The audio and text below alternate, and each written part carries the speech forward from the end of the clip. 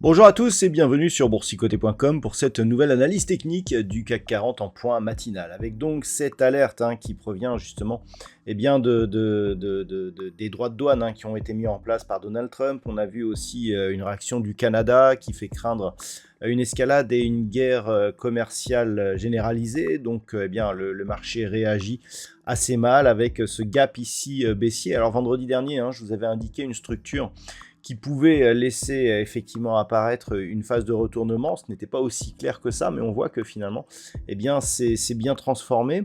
Donc, on pourrait même ici repositionner cette ancienne zone de support ici, pour donner ici, la première alerte ici sur ce gap que nous avions eu la semaine dernière, donc mercredi. Ensuite, on était revenu, la zone de support ici était devenue résistance, et ensuite on confirme.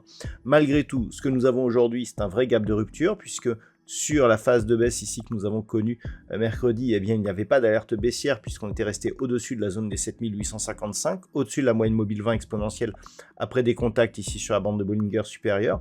Là, clairement, c'est différent. On le voit ici en intraday. Alors, c'est pas encore tout à fait la même chose en vue daily, mais en intraday, on vient ici changer de bande de Bollinger. Donc, la bande de Bollinger inférieure n'avait plus été touchée sur cette unité de temps 4 heures depuis ici le 20 décembre de l'année dernière. Et donc, quelque part, on donne ici une alerte avec donc un gap de rupture et un signal de consolidation. Au niveau des indicateurs techniques, nous sommes donc dans une phase de retournement. On était sur une phase de rebond ici au sens des histogrammes du MACD.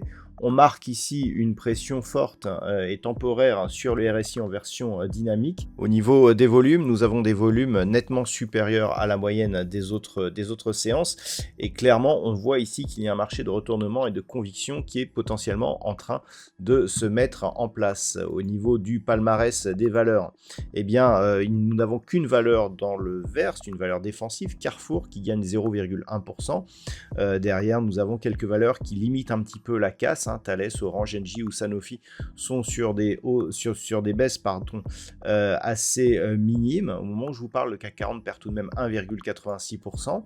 Et donc, en termes de baisse, on a Stellantis, donc plutôt touché ici par une potentielle guerre commerciale, moins 7,5%. ST Micro, moins 4,95%. Derrière, Téléperformance, Saint-Gobain ou ArcelorMittal sont sur des baisses entre 4 et 4,5%. Donc, on le voit, une alerte assez sévère, d'autant plus qu'on était monté assez rapidement ici ces derniers jours. Donc clairement ici on est dans une petite phase de consolidation.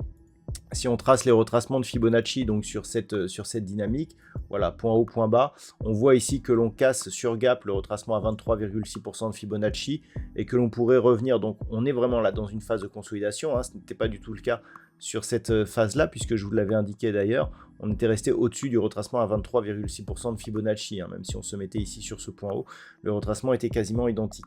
Là, clairement, on casse le 23,6, donc on peut revenir jusqu'au 38,2 sans pour autant remettre en cause la dynamique haussière.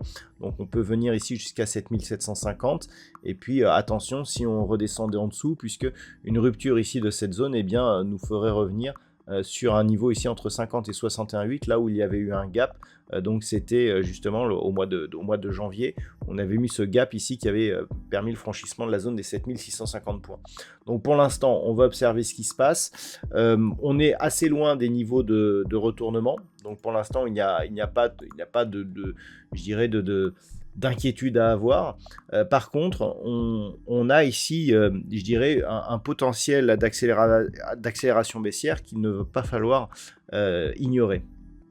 Donc dans ce contexte, les points à surveiller, déjà on avait 7800 points, mais c'est surtout 7725. Cette zone ici, qui avait été résistance puis support, si elle venait à céder, elle validerait donc la cassure des 7750 points, retracement à 38,2% de Fibonacci, et on pourrait donc connaître une phase d'accélération à la baisse, et on commencerait ici à venir combler ces gaps. Donc on en a deux, le gap ici du 17 janvier, et le gap ici du 16, puisqu'on avait ici sur ce gap permis le franchissement des 7525, mais aussi 7570 points. Ça avait été un signal assez fort. Donc là, on a vu un gap assez fort à la hausse qui nous avait donné un signal de hausse. Là, on a un gap de rupture, donc à la baisse. Attention de ne pas transformer ici ce signal initial par un vrai retournement de tendance. Je vous en avais parlé vendredi avec cette structure que l'on avait en daily, justement d'une bougie hésitante avec une ombre portée sur la partie supérieure et une forte hausse des volumes.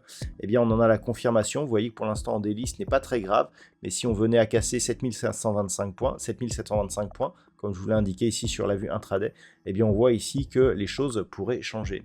Voilà donc ce que l'on peut dire sur cette analyse technique du CAC 40 pour ce matin. D'un point de vue macroéconomique, nous avons eu le PMI manufacturier en Allemagne et en Europe, deux PMI qui se sont révélés légèrement supérieurs aux attentes.